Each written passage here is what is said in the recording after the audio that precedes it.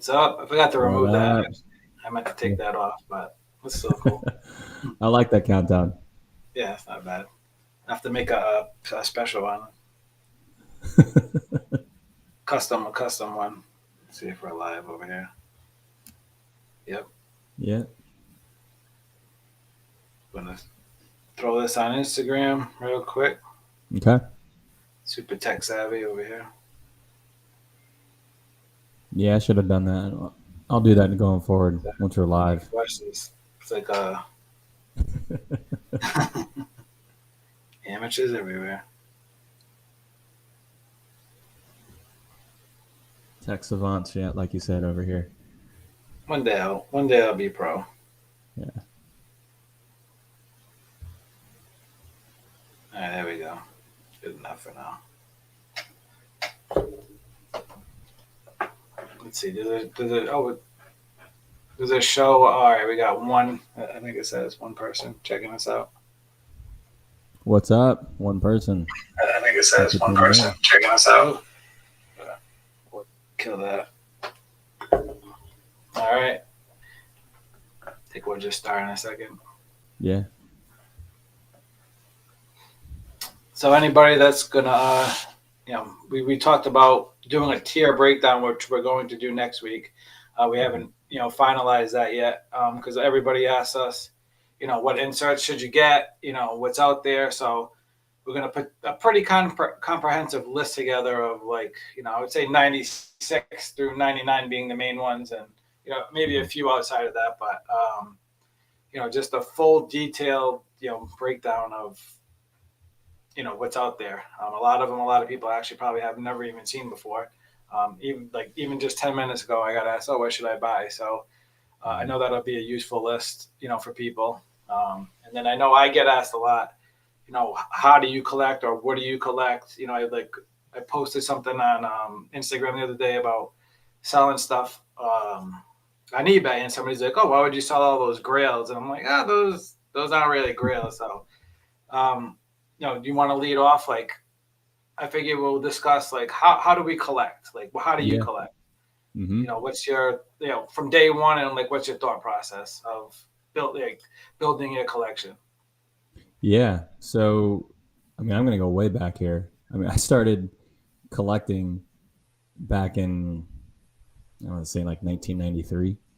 And I mean, back then I'm 8 years old. And even then it was, my focus was always on like kind of tunnel vision, one thing, Griffey, and he was my guy.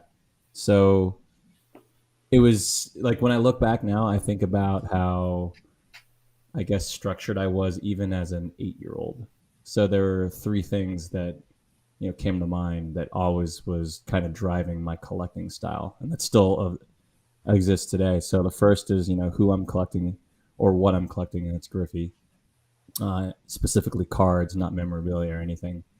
The two is like my budget. So as an 8 year old starting out, and even as I got older, 10, 11, 12, 13 years old before high school, I mean, I was lucky enough to have my parents give me like 10 or $15 when I would go to a mall card show or the flea market every month. Um, and then the third thing was just the frequency of who I would see at the same card shows in Louisville, Kentucky, or the dealers at the flea market, and understand like what I can get with my budget and with what I want to collect. So obviously, humble roots of starting collecting base cards and inserts, like really low end. So you mentioned the tiers. So in a couple of weeks we'll start with our tiers. We're thinking about doing four tiers, one being the high end rare, one being the high end, or two being high end, three being medium, four being like low end mid. um, I was focused on below tier four, so base Yeah, cards, same. um, and inserts. But then that started my fourth thing, my mentality, which was, what did I want to collect specifically besides cards and my budget, where I could get them at, was the look. I didn't care about rarity at that time. It was more of, I see a card in Beckett that comes out every month, like, whoa, I can't wait to see that card in person at the next card show or flea market. and then bam, I'd see it. I'm like, wow, can I afford that? If not, then I just like take it down. So I would focus in on like Stadium Club or Finest Bass or Flare Bass. And then as I got older, I started working my way up to like what we would now consider low end, like a 96 Leaf Pennant Craze or a 97 Keeping the Pace, New Pinnacle. Like those are the cards, or like the Diamond Producers from 98 Ultra. Like those are the cards at Yeah, my that would have been like super high end at the time. dude, I know. 98, that was like at the height of my mind being blown. I'm like, I have to do everything to get that 98 Diamond Producers from Ultra. And then after I took my hiatus, I went to high school, college, grad school, and then I came back in like 2010, 11ish, which is I think when you and I met on the forums on FCB and Blowout. It evolved from okay, I still had my list, and I still actually have my list. That's what I was just looking for. I had my original like picture somewhere, but I couldn't find it. I just messed up my camera here. Literally have my list from like.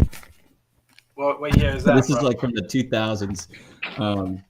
But when I started back up in 2010, I still in my mind knew what I wanted. It was more of, okay, still Griffey cards. My budget was a lot different because I had more disposable income. My network had expanded with eBay and the forums, and now it wasn't just the cards that were changing. Like, yeah, I still wanted the cards that I could never afford as a kid, but now it was, man, I could actually get some of these really high-end stuff that I never even dreamed of. So I'll stop there, kick it back to you. No, keep going. Before I kind of go back into like what I do now. My All right, yeah, I'll yeah. I mean, me, it started like the first cards I ever remember getting were like 1990 score set, and like tearing that apart, and then 93. I remember I had a buddy that like he was rich. His parents were rich, and every year like he would get like everything that came out. So I'd go over there, and he had 93 Flair, and at the time, super awesome. They're in a box, as a kid, they're like super, super premium. And he gave me a pack, and I pulled the Mike Piazza Wave of the Future. I'm like, oh shit! I was so. I'm like, oh, this is $15, and even before that, that year, I pulled a Frank Thomas 93 Stadium Club base card, and that was like, oh, that's $3 in Beckett. $3. You're pumped, and then. We would go to vacation like in North Carolina every year. And so 94, I pulled a Don Mattingly Gold Leaf Stars, and I sold it at the flea market. I got $40 for it. So that was pretty much the start of my like entrepreneurial. You're like, I got $40 for this Don Mattingly. And that would have been what? I would have been like 10 years old. So I was like super pumped. And then I remember buying a pack of 94 Finest, and at the time it was like $5. So it was like, oh yeah, super gambling, and my best card was like Kirk Reuter, and that was like and then like the fall in 95, this is my obsession with probably Pinnacle, is I pulled a Greg Maddux White Hot. So that was pulled one of those. Pulled one, yeah. I'm like, that was like carried around the whole summer. And then and then there used to be a flea market near me that I used to sell at. So I would just sell like old clothes, and like that was when cards were really big at flea markets.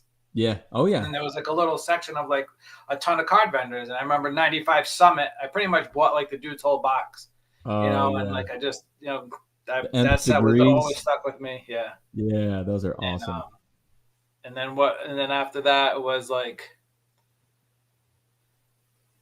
I mean, my grandfather's the one that got me into cards, like in around 93. He used to bring me to like Brooks and buy me packs all the time. And then I collected so actually I do still have the picture. So this is back then, like this was like the best of the best stuff I had. Oh man, that is awesome. So that was like, that auto in the middle was like $50, and those were like $10. I remember having, so it was a 4-row box I had. Yeah. And then I had some like, I was on a Griffey like rookie kick, a little bit. And then that's incredible. You have those pictures still. So I ended up selling this box at the time. So this would have been 2000, because I graduated 01. So like this was 01, and I graduated high school, and then I quit. So I sold off. I ended up getting like $2,000 at the time. And then In 2000. for that 4-row box of all, I just sold it as a lot. I was amateur back then, so I didn't really know what to do. So I didn't collect Griffey at all. I did buy some boxes randomly, and Yeah. but same thing. I didn't come back until 2010. And actually, if we can share, I gotta show you. We'll show everybody. Yeah. All right, here, share. Actually, I gotta make sure. I put this in the. What up, Al? All of You Red started it. Yeah, I remember when that set came out in the flea market in '94. At least for me, those were in that special case of the dealers that I didn't never even ask the price on. Hold on, I'm gonna give you guys a good one right here. Add to streaming. I just want to make sure nothing crazy comes up when I click this. So around right before we spoke, before we started talking, before I met you, because that was I met Sean first getting into Griffey in about 2010. Sean So when I McCarthy. came back, the cards, there was a local newsstand store near me, and it was triple threads. And I remember seeing it, come out. I'm like, oh, that looks awesome. So I bought the first pack. I bought a pack. It was like $200. So for those that don't know, triple threads is one pack is technically two different boxes. You get an uncut, you get an auto, a patch auto, whatever. It's 4 different things. Mm-hmm. So the first one, I got a triple auto with Ripken. That's like a case hit. So I'm like, oh, wow, that's awesome. And then I had a Ripken that was double-sided with, it was only probably $20, but so I'm like, all right, I'm ahead. I'm going to go in. So then the next pack, now this is my second pack back from taking a decade off. Yeah. So hold on. Let's try to see how we can do this here. Okay, so ready. So this was in the pack. Can you see that? No, I can't. Hold on.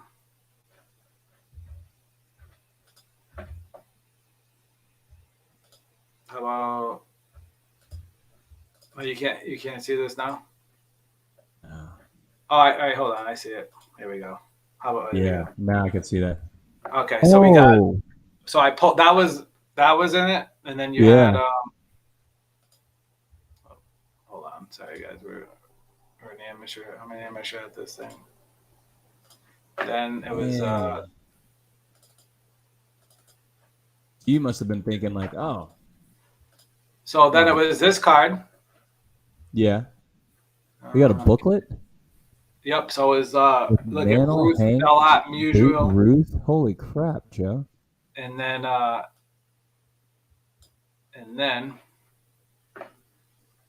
it was this one. So there was somebody posted a meme on Instagram the other day. It was Lameme James. It's just pretty funny. And he posted something every time you pull a card, you think it's worth $1 million. And then that's pretty much what I thought on this one. Yeah. Right here. So you got that win right when you were back in? When you got second pack in after coming back? Second pack in after coming back. Well, I think one of that's really ironic you say that, because I think one of the first times we ever talked was after. Oh, that was in that same box? That was in the same box. Jeez, I thought it was worth $5,000. I ended up getting $800 for it, but all 3 of those were in the same box. So I thought that's what got me hooked. Yeah. Well, so when I came back, around I guess it was, in my mind it's 2010. It might have been 2011, 2012. I can't remember, but I think the first time you and I actually talked was after I pulled. I'll show this card. So I just gotten back and I bought a box on eBay, and it was $35, and it came in on a Friday night, and I was about ready to go out and celebrate someone's birthday party. So I came back, didn't even open it. Woke up the next morning. I was dragging a little bit, and I was like, all right, I'll bust open this box. In the 7th pack in, I see this. And where is it?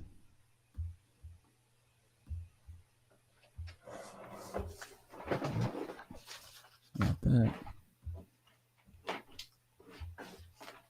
The suspense must be killing y'all. There it is. There it is. Y'all see that? No, yeah, click show on stream. Oh, I got it. Boom.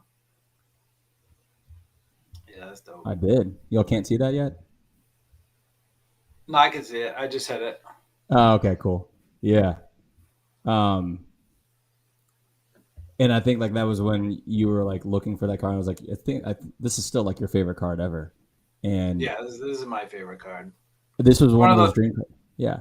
It's just one of those cards you hold, and it's just like it feels like it's rich. Like it Yeah, just feels, it exactly. just looks awesome. And I couldn't believe it. I was like, that's when I'm back in. I'm like, okay, now I'm legit hooked because I wanted to get all these other cards that I wanted, and then I had to start off by like that. So yeah. What up, Milan?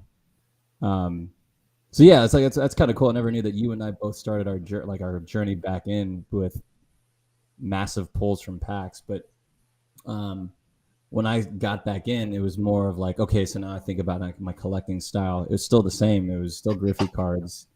Like I mentioned earlier, my network had expanded tremendously. I never even knew what the forums were. So FCB Freedom Cardboard Forum was like the place to go, along with Blowout. Blowout was more modern, but FCB was more for like the '90s collectors, and like player collectors specifically. And like there was a whole Griffey thread that's still there. You can go to FCB; it's just kind of dead there. Yeah, all Um, the links are it's dead. it's like 400 pages, and I think there's two different threads. Um, and it was the amount of information, not only in that thread, but all throughout FCB, really like got me back up to speed over like the 10-year hiatus that I took. And like I credit everything that I know, not everything, like a lot of like what I learned as a kid, not having all that useless knowledge from Beckett, reading it like every day.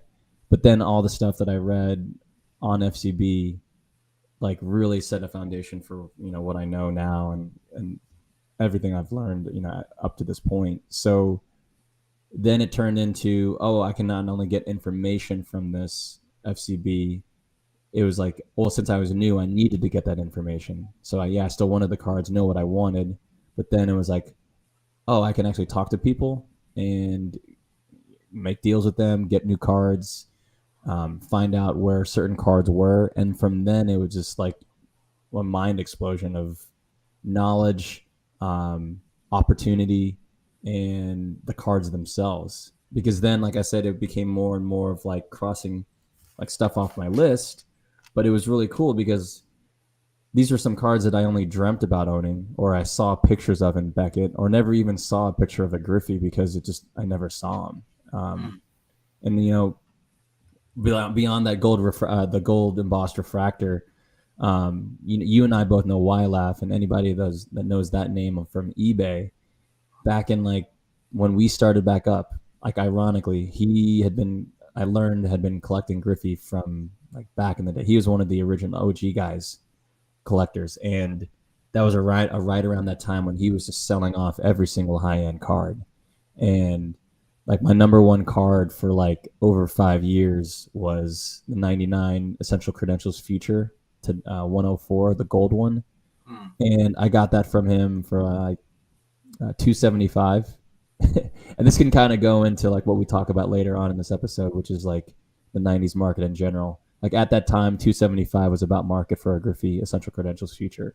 Yeah. Um, and from that point on, I was like, I can't believe that I finally own this card. And then it's like my mentality shifts from I can't believe that I found this card to, oh, I can now think about the next card that I want to get. Because in my mind, as like an 8 to like 12-year-old, it was, I focused so much on my time getting one card because I can only see the cards at local card shows, flea markets, or new, like really early days at eBay, to now it's like overload of this guy has that card, this guy has that one. I can talk to this person, they may have a lead on that one. And then, oh, wait, I have this one in front of me that's just popping up on eBay. Do I buy it? Do I buy it or no? So I'll kick it back to you. Yeah, I mean, before I got into Griffey, from the triple threads, I ended up buying like a ton of newer products. So I bought like a half case of triple threads football.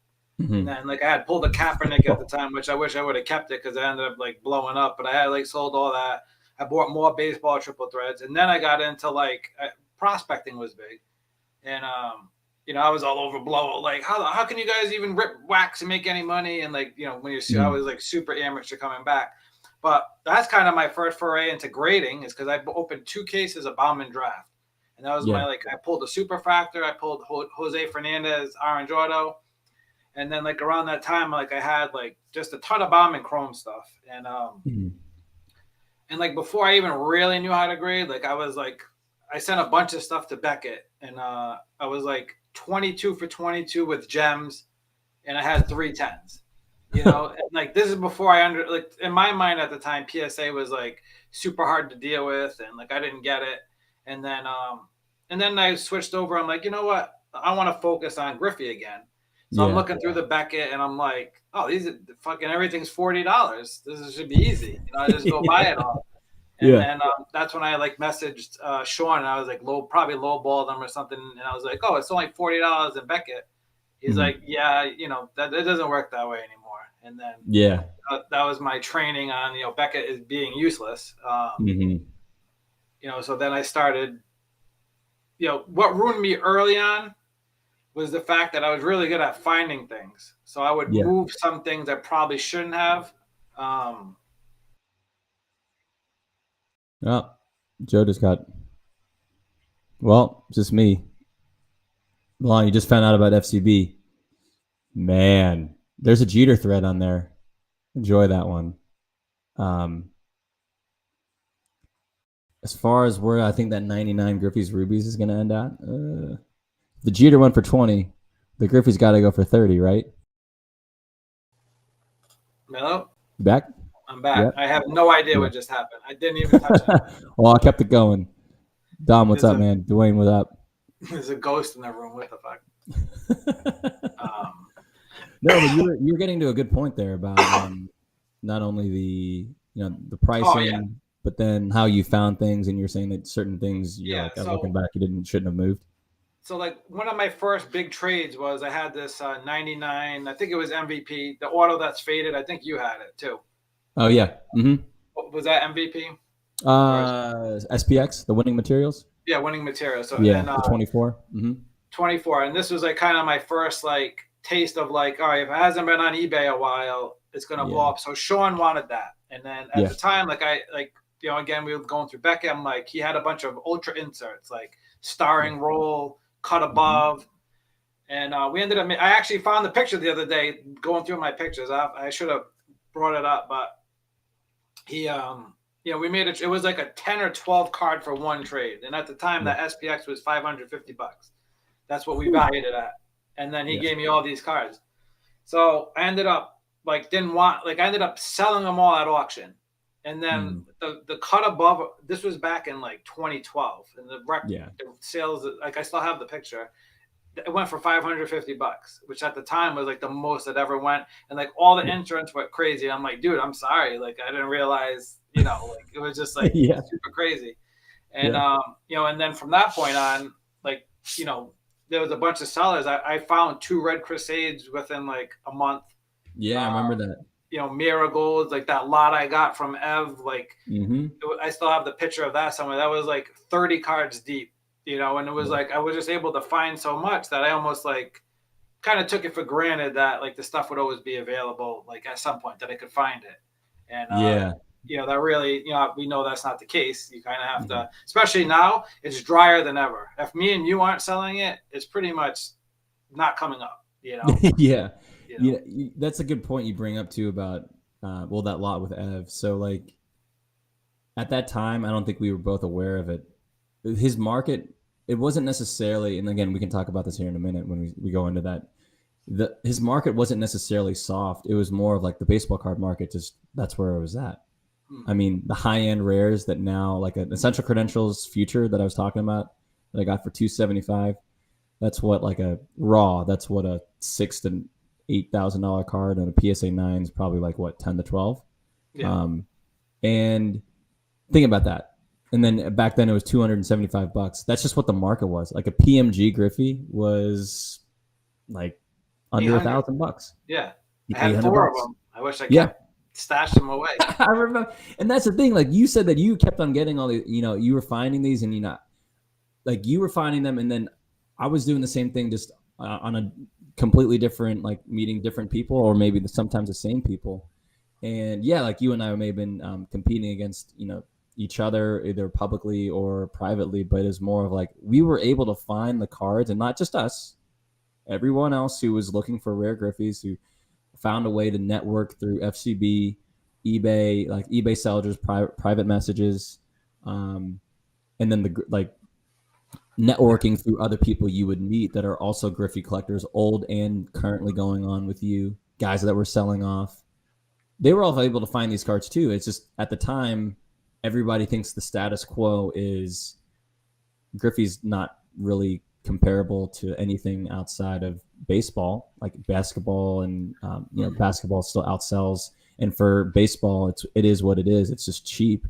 And then over time, whether we have those cards that we acquired early on, right when we came back, like the perfect time for us to come back that we weren't even aware of, like we look back like, dang, I shouldn't have sold that card. Or it's like, oh, well, at least I have this card now, because this card in 2015, 2016, 2017, it's driving up in price exponentially. The demand is going up, and all these new people that would have been us 5-6 years earlier are now still looking for those exact same cards. And we're just like, well, thankfully we have one. And by the way, here's another one that we have a duplicate of. Or like the other guys are doing the exact same thing in the groups that we're meeting. Yeah. So I'll add. So I want to show. I still have a.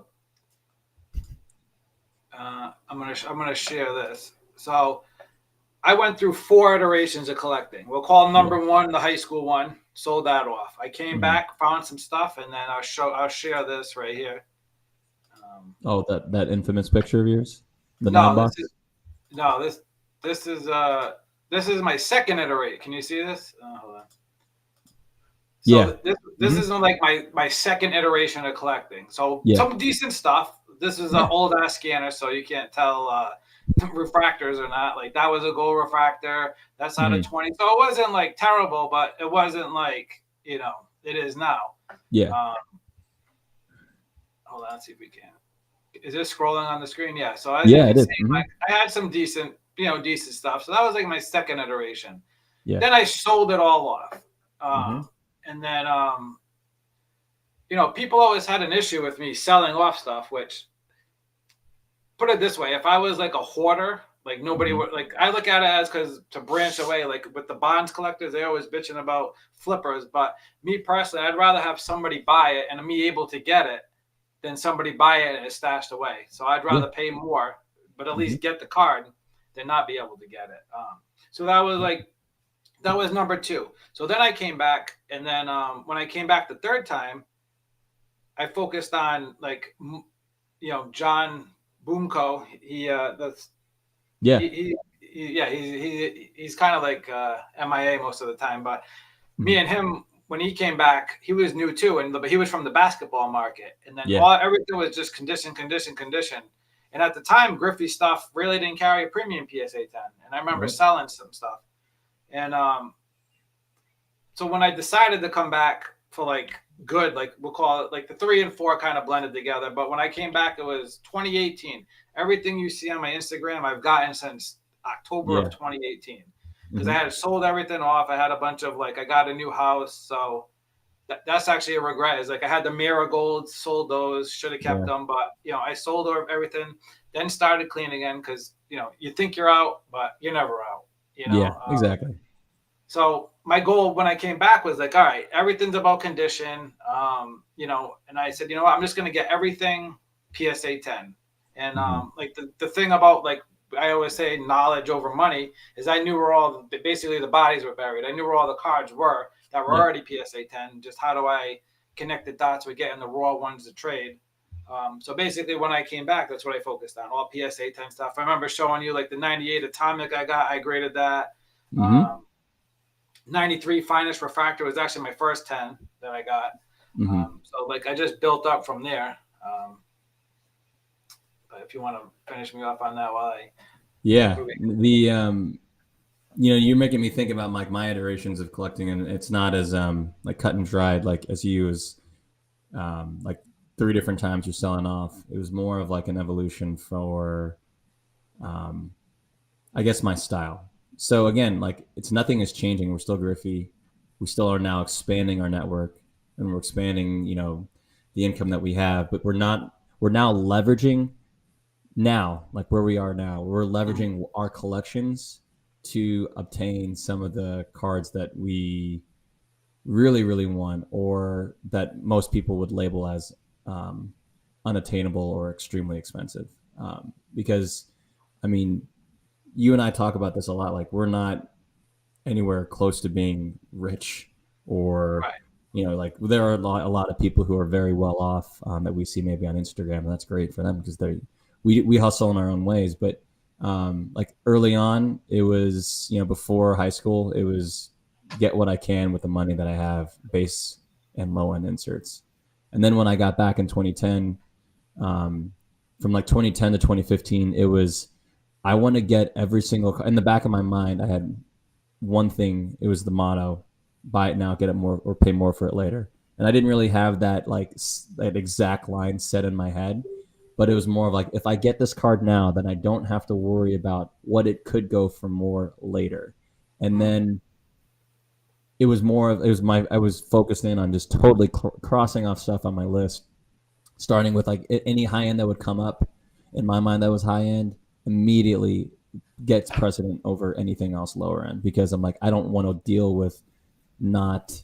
I In my mind I thought that it like there was this big wave coming, and like I didn't want to be left behind of being not having the cards that I wanted. So then, like from 2015 to like 2018, 2019, it was okay. So now I have a lot of the cards on my list, but now I need to think, there are the cards at the top of my list or that I really, really want. And I'm like, how do I get those? And I wasn't really ever I didn't really sell as much. But then from like 2019, 2018 to now, it's more like my collection is so fluid. It was always like from 2018 to like right up to 2018. It was more of like Yeah. me just, I have this card and I'm going to find a different way to get it without having to sell off or trade a card to get another one. And then by like the last 3-4 years, it's been like, do I want this card that I've had in my collection for a while that I got for pennies on the dollars now, plus these other two, or do I want this other card over here that I've wanted and still haven't been able to get, like a mirror gold? Right. And it's like I'm leveraging not only my network, but whatever I can spend on hand cash wise, but then also the cards that I have in my collection. So I'm viewing them almost like assets. And when I think like that, or when I mention that to some people, they may push back and think, well, that's when I start to hear sometimes the collector versus Yeah. whatever you want to Well, label people who buy and sell or leverage their collections. And I'm like, well, yeah, I'm still collecting at heart, but at the same time, it's like I know what I have, and if I can get that other card that's higher up on my list or in my top 5 want list, and I can leverage what I have already, then yeah, I'm going to sell off, trade, use my network, and get that card. And to me, that's like how I guess my hobby approach is evolved to where it is now. It's more of like everything I have in my collection is more fluid.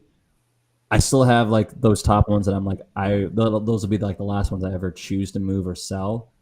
But I do what I need to do to get the cards, through the networks that I have, through the people, through deals, and everything. So, um, yeah, I think it's safe to say that me and you are both not completists, and I think yeah, some people have this definition of collector that everything with Griffey or whoever you collect face on it, you need to collect, and that if you somehow get whatever card of whoever, that it's untouchable. Like yeah, that's hmm it doesn't make sense. My I guess growth has been when I had sold off everything, each year I went, each time was higher and higher end I focused on. Yeah. Like you said, FCB, I Hmm. saw cards I never even knew existed. So Yeah. when I finally did the PSA 10 run, one thing, I started, utilizing like PWCC. I love when they were on eBay because anytime a card was on their site, guess what? I wasn't losing it because you Yeah. technically had up to 4 months to pay for it. Hmm. So I was like, I knew if it was a PSA 10, like my favorite one of all time was the grand finale. I had like Hmm. an $8,000 snipe set, and I won it for $2,200. So, like, who knows what that's worth now? But Yeah. still a top one, and you can't even find one anywhere. I have never seen. I've only seen a couple ever. Hmm. Um, but and then with me, I was like mostly, you know, I have like I said in the last episode, I have three stacks. I have the untouchable stack. I have the Hmm. middle of the road stuff. Like over the past year, I bought so much stuff that now it's like, all right, let me reorganize. I don't want all this stuff. Get rid of the stuff I consider. I'm saying junk, but it's obviously not junk because it's Yeah. a lot of high end It's stuff. But expendable. to me, it's expendable. Yeah, I Yeah. don't I don't need it. But it helps you go into something else. Just like you know, back in the day, I remember having to sell. I sold a PMG to Sean because I needed $800 at the time because Hmm. I always found these great cards, but my mindset wasn't correct, and I wasn't Yeah. spending my finances correctly, so I had to sell stuff. Now Hmm. with the advent of like vaults everywhere, you can leverage, like, basically I look at my cards 100% as an asset, not even Yeah. maybe like an asset, because I know I can borrow from them if I need to. Yeah. That can be another episode touching on that, but Hmm. even in January, 3 or 4 grails came up within a month, Yeah. and I was able to get them. Hmm. Normally I would have had to, rob the bank or something to make it happen, but it puts you in position. So I think people, you know, can start looking at their cards. Every player is different. You have to know your market. But like with me and you and Griffey, it's a Hmm. whole nother level because it's like the past year, he's probably tripled in value on his major cards, Yeah. And at that's the least. thing is his market is it's all relative. Like whether you're collecting Griffey like us or anybody else, like if you know what you have and you're able to see like, wait a minute, I can use what I have to get something else different. And you're almost like if you have been if whoever you're collecting in the night, let's say you're a 90s collector and you've been collecting, let's just say for the past decade since 2012. Um, if you've held cards that you've got from 2012, those cards have gone up exponentially in value since what you paid for them in 2012. Doesn't matter the player, even the unlisted stars from Hmm. Beckett, like they're worth more now. I just sold an And Adrian Beltre today for $2,500. So there you go. you know, And that's my point of like when you when you are playing with house money like that, it changes the game. And like when you see on Instagram, like you're like, holy crap, how do some of these guys on Instagram have like all these Jordans and Kobe's and LeBrons? It's like these guys aren't millionaires. I mean, yeah, some of the new guys that you're seeing in the yeah, new blood now are like high dollar collectors. And but what you're seeing on Instagram, the guys who have all the Kobe's, the LeBrons, the Jordan patch autos, and I'm specifically talking about basketball because there's so much money in basketball. And think about any Tom Brady collector. Same thing applies to them. They've had these cards for a while, and then over time, these cards with these spikes, the house money that they're playing with is stupid, frankly. And like with Griffey, it's the same thing. It's just it's on a relative scale. So like Alan over here's question: were there any moments in history when the '90s tier saw major shifts, like '97 mirror golds being exposed, PMG being the current basketball fuel moment? Yeah, that's the thing, and we can kind of seg into that because we both like. I think you and I have talked about how we now our collections have evolved, but like as our collections have evolved, it's happened because of the shifts in the market. So 90s insert tiers have shifted dramatically from 2012 to now. So I'll go back to the PMG. In my mind in 2012, and I think agree or disagree with me, back in 2012 when we started back up and started getting these cards, like we were in the back in the game for like a year or two. I would have put the PMG, the Essential Credentials Future from '98, and the Precious Metals from '97 preferred or '98 preferred, numbered to 50, in the same tier. Yeah. Oh And yeah, they would have been all the same. those are all like 750 to like right at $1,000. And now those three are so drastically different. And there's a preview off the top of my head. The 98 Essential Credentials Future would be in a tier. The PMG would be above it, and the Donruss Preferred would be way. Yeah, preferred's in my third tier. Like, Yeah, that's how tier 3. That's tier 1, 2, 3, it's. and that's just what it is. And yeah. Back to Alan's question, and I'll let we can start going into that the collecting in the '90s market. Yeah, like there are other shifts. Like back in 2019, when you and I talked about when we were on the Essential Credentials podcast, we talked about the '90s market. At that time, there was a huge shift of basketball collectors coming over to baseball for a myriad of reasons, and the new blood collectors weren't necessarily investors or hedge funds or celebrities. It was established collectors from other sports coming in, or the constant steady influx of new collectors who still grew up in the 90s, have a lot more disposable income, and they say, I want to now collect Griffey 90s, and let's start with this. So Yeah, I mean, me and you. So I mean, for those that know us, we've been having the same conversation since we've been back. Every yeah, year, Griffey has grown since 2010. yeah. And we Mm-hmm. obviously always use Griffey as the focal point because we're both Griffey collectors. But the Mm-hmm. market in general, I think, has seen, obviously coming up. And then the past 2 years has been exponential, like Yeah. ridiculous amounts of Mm-hmm. growth. And like to go back to your point about like if you just followed it, because Instagram, I have like 2,000 followers, so I follow like a lot of the bigger accounts, and a lot of the Mm-hmm. guys, we know each other, so it's basically the new FCB between that and Oh yeah. you know that and In the Facebook groups. Yeah. Facebook. Yeah. So one thing I think is of note is that unlike newer, like I set up at shows recently, and even some of my boys that are local that collect, they don't really collect like a certain thing. It's just like a random bunch of shit. Like who watches F1? Tell me one person that really sits down, actually watch whatever it is, F1. that actually you do not watch F1. But I don't collect F1 cards. WWE, like nobody still watches that. But anyway, so like I already lost my point. I got so fired up about that. But Yeah. point No, being but is that nobody really collects anything. In the 90s is like almost like a close-knit community compared to any other. I don't think it's talked about enough that like every aspect of the hobby is different. Like nothing's cut and dry. Even in what we do, everything is like nuanced, and you have to like dive into it. And I want to give an example of I'm very good at grading. I look for certain BGS 9s to crack and resub. A lot of people do that. Yeah. So there was a Brady on my slabs, and it showed his last offer, and like his last offer was like $4,000, and he's like, oh, and then I checked eBay, one sold recently 3,500. Now, mind you, I don't follow Tom Brady at all, and I ended up offering him 3,500. He took it because he posted in like the thing. So I ended up cracking it, which I knew I shouldn't have, because like the corner, I could just tell it was bad, and then I ended up getting an 8.5, sending it to BGS. I sent it back to them. Then I got it back, SGC 9. Oh, great.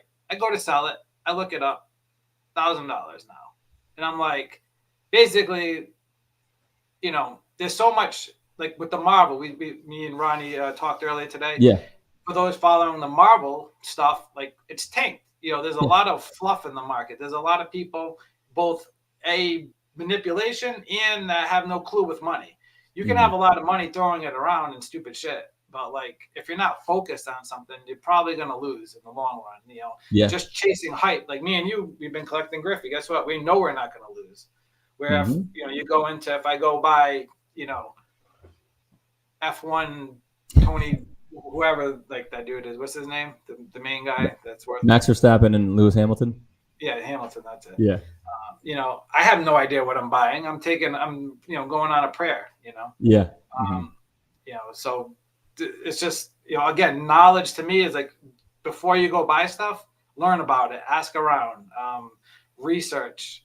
Yeah. You know, yeah, Great. I wrestling. mean, the part you talk about knowledge, and you've mentioned it a couple of times already, both in this pod and last episode, is knowledge is power. I mean, yeah, knowledge over money. And so one of the comments right here, yeah, Milan said because Donruss Preferred does not cross over, and that was in reference to why Donruss Preferred isn't in the same tier as a PMG and an Essential Credentials now, because back in 2012 when they all were in the same tier, it was because there weren't as many eyeballs, and the crossover in basketball to baseball to football and across, it hadn't happened yet.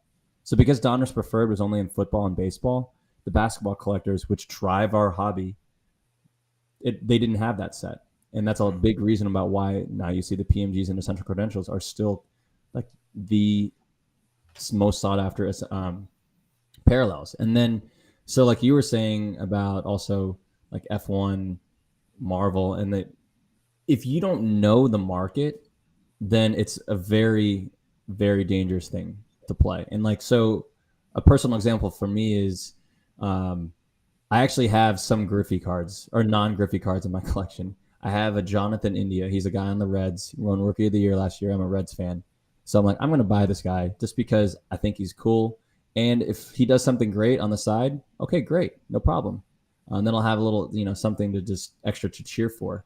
But I don't know anything about his market because I don't follow it. So whenever I was wading into that market last year and I was buying things, it was more of like I needed to do a crash course. And even then, when I bought stuff, I still felt like I don't even know if I should be doing this. But that was my one of those examples of like what many people may feel in the market, modern 90s or 2000 that you don't know about. You jump in and you don't necessarily know what you're doing, and then before you know it, you're caught holding the bag. Like, I mean, I sold those Indias right before the season started this year. Not that like 10% more than what I got them for, and it's like I realize like that's why I don't prospect, because it's a long game, and that's just not me.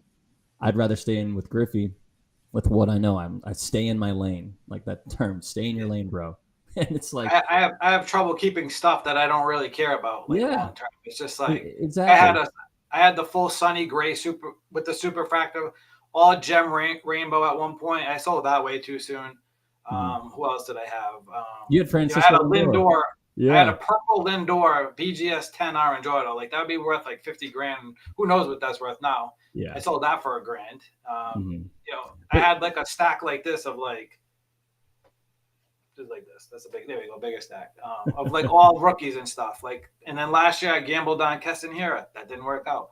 So hmm I do like the allure of it, but it's like prospecting has always been around since Jose Canseco. yeah, 1986. So it's yeah, like it's always going to be there. But you just have to like follow it so closely that yeah, and you that's know. key. It's like we're not trying to bash prospecting or people that collect modern. It's more of like we don't, because that's like a fish out of water to us, and we go back to what we know. So like, given how we both started in the '90s, and I talked about earlier about foundational knowledge, that's where it was set. And Beckett, and as obsolete as they are now from a print magazine standpoint, the amount of information that is in a Beckett from the 90s, if you're a nerd enough, you and we would read it. We would Yeah, just I read still read every that. single insert from every single year and read about. And back then, we were thinking, we know off the top of our heads that Griffey, Frank Thomas, and then when McGuire came about and Ripken in the late 90s, those are the top four selling guys, meaning their base cars were $3 to 270 to 250 to $3. And that's just like the baseline price. Like now we know our knowledge of like what prices of Griffey's are. But back then, that's where it starts, and that's the part about like the knowledge. We're not saying that we need to. Anybody who's new to collecting needs to go out and read a Beckett, but it's more of like if you understand what you're collecting, that will really help you drive forward, because the '90s is a different breed, and like '90s collectors that are commenting and talking to us now, they know that this era has always been known for its innovation and its design, and Gina Arena, who's the former designer at Fleer and Marvel or Fleer Skybox, like she's been brought to light like the last 3-4 years on podcasts, and like as collectors, we like, at least me, I tune in. I'm like fascinated because I'm like, she is the reason why the essential credentials exists. She's the reason why the PMGs exist, and it's no coincidence that these cards that look awesome are also the ones that happen to be worth the most and be in most demand. Because as an 8-year-old, and when you were collecting at the same time, what is the stuff that drew our eye? The white hot Greg Maddox that you pulled, the pinnacle stuff with the Dufex that we talked about earlier. That's the stuff that we want, and that is looks the best. And when you have that innovation, and I'm talking, this is the reasons why I think the 90s market is so special and unique. When you have that innovation of cards that are die cut, hollow foil, that all those card design technologies, you combine that with great design and the Hall of Famers that are there. You have Griffey, you have Thomas, you have Ripken, Bonds. Say what you want, like he's still one of the best hitters of all time, and those are just the first 4 guys that come to my mind. Jeff Bagwell's there, Piazza, Juan Gonzalez. Well, I don't think Juan Gonzalez is, but anyways, you have that perfect storm of design, the stars themselves. You have actual rarity, which we haven't touched on yet. Like a card that's numbered to 100 in the 90s is not the same as a card numbered to 100 in 2006, even, because you don't have multiple parallels. And then you have the collect, like us, like we started collecting when we took a break. There have been some guys who collected hardcore, no breaks since 1990. And those are the guys that we would meet on FCB or on Blowout or through eBay messages as sellers selling off like their collection. And when you understand this is all about knowledge, like why the 90s is such a beast, you think about its design, the players, the people involved, the collectors, how long they've been, and the last part, which you've picked up on and become an expert at, grading. 90s, the other reason why it's so lucrative and invaluable is because quality control did not exist. And the last thing I'll say before I kick it back to you, I've been talking to him for a while. The prime example of no quality control are chrome refractors and Topps or Bowman. So Topps products that are greening and off-centered. There was, and I'll just stick to the chroming, to the greening or hulking, as some people in the basketball community like to say. The reason why that happens is not because of sunlight. It's because of a chemical reaction that occurs from the ink dyes and the chromium technology that's a finish over the card. That was patented in 93 by Signs and Glassworks, a company that was a vendor of finest, Topps, of Topps. From 93 to 98, you see greening on chrome cards. In 99, it went away. Not saying like hard calendar term, but some of the products like 99 Topps Chrome versus any Topps Chrome product from 96 to 98. And why? It's because they perfected finally the process of chromium technology, not until 1999. So that's what I'm talking about, quality control. And that's where you have really stepped up and seen like, well, it's a game within a game. I'm collecting not only the rarest of the rare, but I'm also trying to get them in PSA 10. When people understand that quality control didn't exist in the 90s, and and then you compound that with the other factors, innovation, the players, the collectors who've been around for a while, those are just many reasons, like the top end reasons why 90s market is what it is and why it's steadily increased every single year since then in the last 10 years, 10 to 12 years. Because like I feel like today's collectors are brainwashed into thinking if it doesn't have an auto on a patch, it's not a good card. So if you're brand new, you don't understand. You don't understand that. And then like same thing with grading. Everybody grades today, and like I have to like hold myself back from commenting on like all these threads because I always see all these stupid comments. And one of them, PSA hands out 10s like candy. No. Like for instance, 2018 Topps Chrome update. I was buying lots of 30 off of eBay, just wiping them. I didn't even use a loop on that shit. And I was like, I had a order with 150 cards and 140 gemmed. So it's like the newer stuff is, it's not that PSA is, and that's a whole nother conversation whether, on that, but the technology has been improved so much. And I've always said this from day one, and I have actually numbers to prove it. Finally, is 2010 was the turning point, because I remember 2010 Bauman Chrome was like a shit product. It had a lot of quality control issues. It was like white stuff all over it. Everything was off centered. That off Then centered, 2011, and then 2011 Chrome Draft came out, and that's the year I bought cases of that stuff, and like everything was like perfectly centered. The backs were different. It wasn't. It was almost like a curve. That's what like the new design of like all the Chrome they've used since. It was like almost like a curved corner. So like you couldn't really fuck it up. So like just to prove a point, and we're not looking at the gem numbers here. We're just kind of looking at like the statistics of let's ready to go.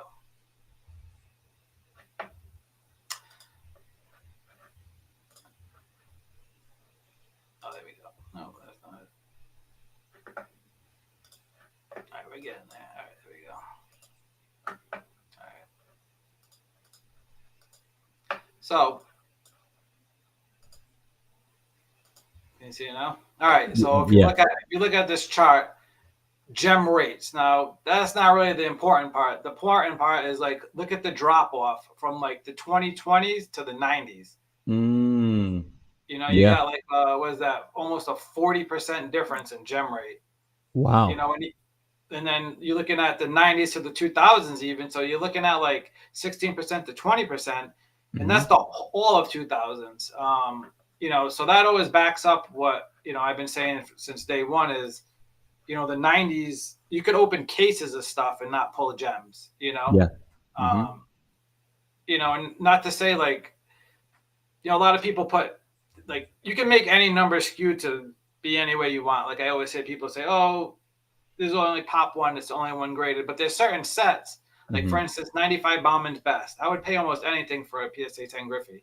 I know one probably never will exist because they all have the same print flaws. Like on the same part of the helmet. He's got the line on his head. You know, same thing with 94 Bauman's best. Like that's how like I've become good at. All right, I can tell you what's wrong with the card before I see it. You just tell me what it is. You know, what's the 96 Topps Chrome? What's the insert? The Star Factor? No, the Power Broker. What is it? Wrecking Crew. Wrecking Crew. Oh yeah. Yeah, there's only 110, and you know, and PSA has changed their standards over the years. Where before they used to allow refractor lines and be a little more off center. So I bet you that card has a refractor line because it's like they all do. So it's just you know, that's why PSA 10s of the 90s have exponentially grown because people realize it's actually really hard to find this stuff. And I remember Tanner Jones made a comment a while back. This was years ago in 1986. Topps Eric Davis sold PSA 10 for $900, and he's like, "That's stupid. You could just open up a ton of more cases." It doesn't really work like that because you know, A, you have to open the cases. B, you kind of know what you're doing because you're not going to send an Eric Davis in unless you know it's a 10. Yeah. You know, you're not going to waste that time and money. But it's like, even when you open that, like I opened up 87 Donruss one day. I got out of flea market just for the fun of it. Not one card was even remotely close to a PSA 10. Yeah. You know? Yeah. And same thing with 89 Upper Deck. You know, that's the lowest. I think it's like 5% gem, but 75,000 plus graded. You could open up 2 cases and your best card would be a 7. Like that's how bad it is, you know? And one thing I want to add to that, the reason why, not just the Upper Deck, but I'm going back to the Chrome, the Wrecking Crew refractor. So refractor lines, uncut sheets, back then the quality control was not, it was consistently not good. Meaning that where the Griffey fell on the sheet for the Wrecking Crew means that every time it was printed, there was a refractor line in the same like 3 or 4 areas, either vertical or horizontal, because of its place on the sheet.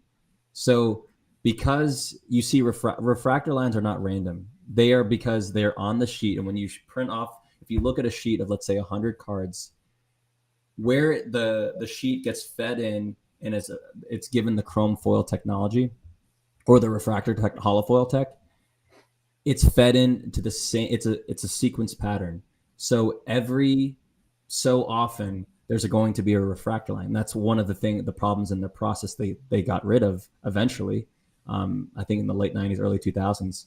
Um, but that's why certain cards, like the Griffey's placement for the Wrecking Crew, that's why there's always going to be a refractor line. That's also why with the '98 Upper Deck, Griffey, like because it was the upper left hand card, number one in the set, everyone, like, if those that are not knowledgeable about why their Griffey doesn't gem, it's because the edges. And like you do, when you look at it through a loop, you may see that it's centered well, 60-40. You may see that the surface is great. The hologram is a myth on the back. It's the edges that always gets overlooked. And because that card was on the edge of the sheet, even after it's cut, that's where the issue is. So that's and you quality can't see control. that with the naked eye. You need a loop. Like Yeah. it'll look great, but if you look under a loop, you'll see it's cracked, and that's what drops the grade. 1 to 3 points, depending on how bad it is. So Yeah. Yeah. But yeah, so those, I mean, all these things, like we're talking about, like why, like this is why '90s is like, I mean, maybe why we like it so much, because that's the era that we grew up in. But it's more than that.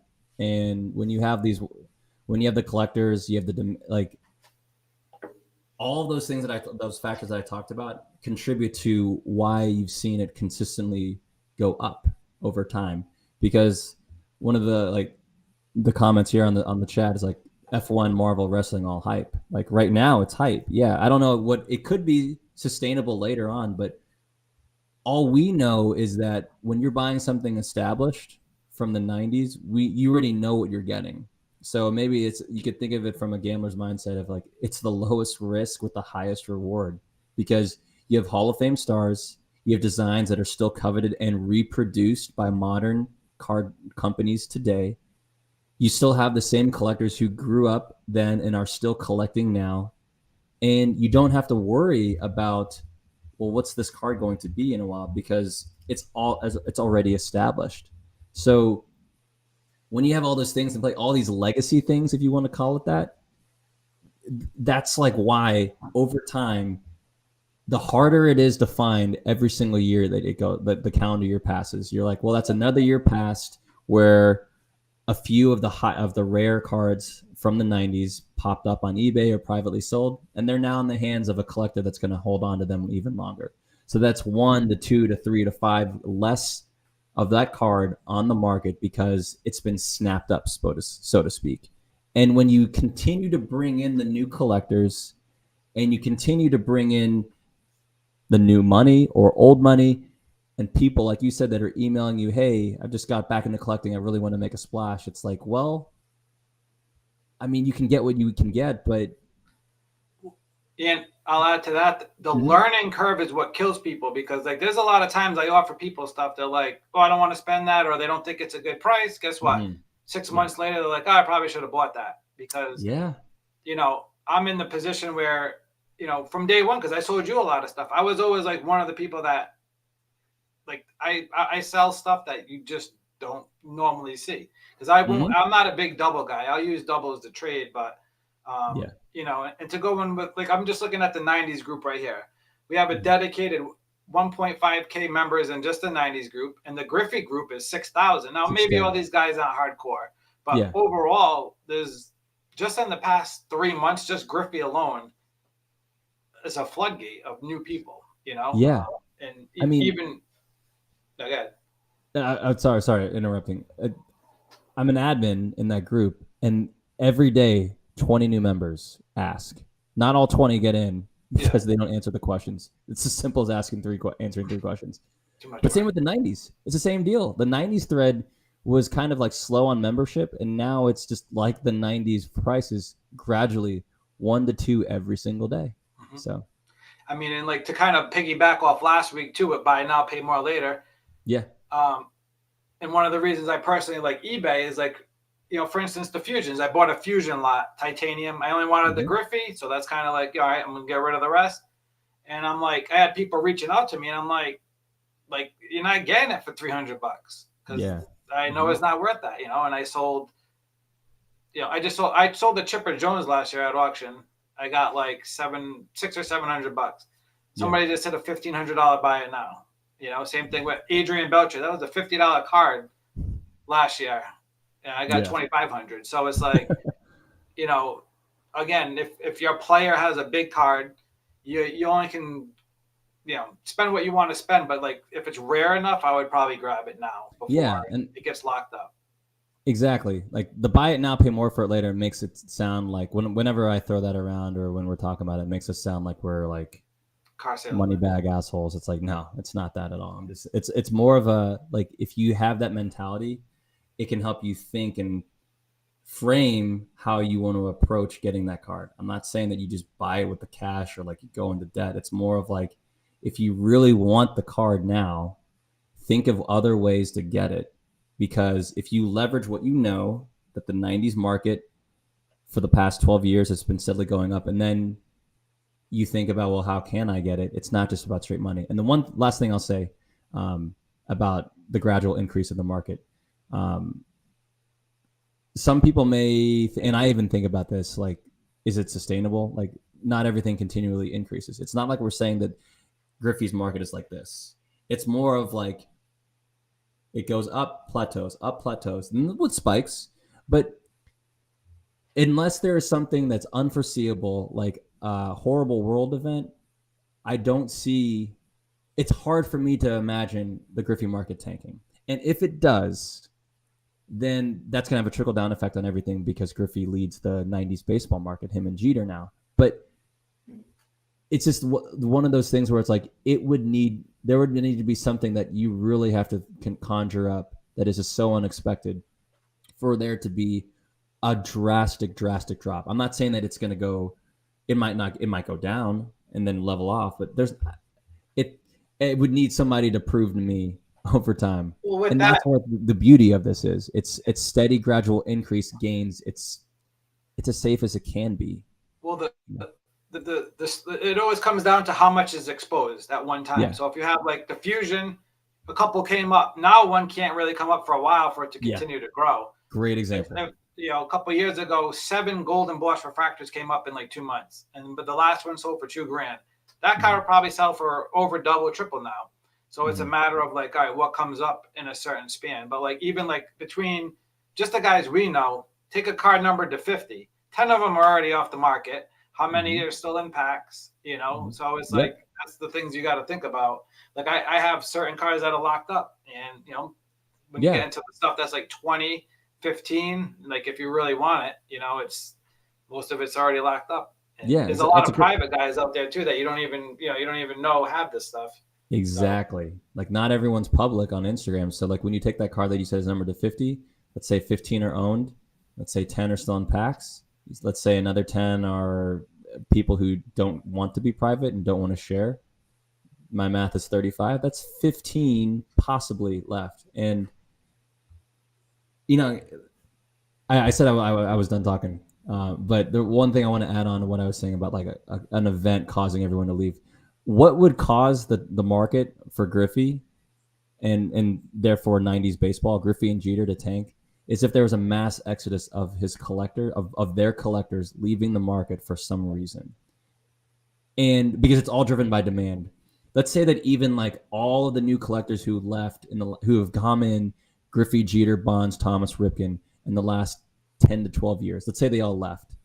You still have the core guys in every single pocket of player collectors. So you and me and like a ton more of Griffey guys. To the lesser extent, Jeter and trickle down. Those core guys are still going to be there. And it's almost like those are the same core guys that drive vintage, because they're not going to let that same card that they've wanted for a while, even with a down market, go for, crazy dumb low. Again, I'm speaking like there's going to be like the economy's still going to be okay. But the 90s is way different than vintage, because you actually have stuff that's actually rare. Like vintage is not rare. I don't care what anybody tells me. Condition drives vintage. You go to any show, you can literally find any card, like 50 of them. It's just a matter of, are you going to find a 52 Mickey Mantle hidden in somebody's attic at some point, Condition. Mm-hmm. Same thing with 90s baseball. If you look hard enough, you'll find it, because 90% of the world thinks it's junk. So you can still find, somebody just found on the Griffey group a Fortune 15 refractor, which I'll just say is over 1,000. Mhm. But they found it in a lot for $33. Now I overlooked that a lot, Yeah. probably Mhm. possibly saw it, but like that type of stuff is just out there to be found all the time. Like don't even look at completed listings because you'll cry at the amount of Yeah. stuff you miss. Yeah. I find a lot of stuff. I know people that find a lot of stuff. Do Mhm. you think Griffey has entered F1? No, No, because no. I mean, it's just like what I was saying, Alan. Like we're still going to be here, and even the guy, like the older Griffey collectors that are selling off, I mean, they're going to be there. And like, if you see a lot of like collectors leaving that and like are public, then yeah, that's kind of a flag, and you may think, well, am I the one that's going to be holding up the market? But that's just a lot for any player. Like that, that's a lot of things that are needed. So. Um, Yeah, the Pacific Giant of the game, Jeremy just said too. Yeah, I ended yeah. up getting that, and we'll show that one next week. But that's a card like 99% of people don't even know exists. Like, Mm-hmm. that's one that's like really hardcore, Yeah. collector base. Yeah. I had one Well, more point, but I think I forgot it. But well, we can wrap we up in could, a minute for sure. yeah. So we've talked a lot about tiers or at least alluded to them and, some of the values and that's what we can talk about in our next episode. It's kind of like a good seg into that. I think this will be a 2-part episode. You think? Talking Yeah, I about think so. the 4 different tiers. Heck, it might become 5 by the time we're done of it. But we're gonna break down 90s inserts across tiers, and we're not just gonna keep it like all Griffey. It's more of like these are sets. Yeah, I mean So Griffey will be like the focal point of it since we already have all the scans of most of them, but yeah, it'll be it'll encompass all of 90s in the different sets, like Griffey's not in Donruss Century Marks or yeah, stuff like that. So we'll give a little couple left of to other guys, but not much. yeah. But So all right. Well, yeah. Thanks everyone for tuning in. We'll see y'all in a couple weeks. see you. Pass the word along. Bye.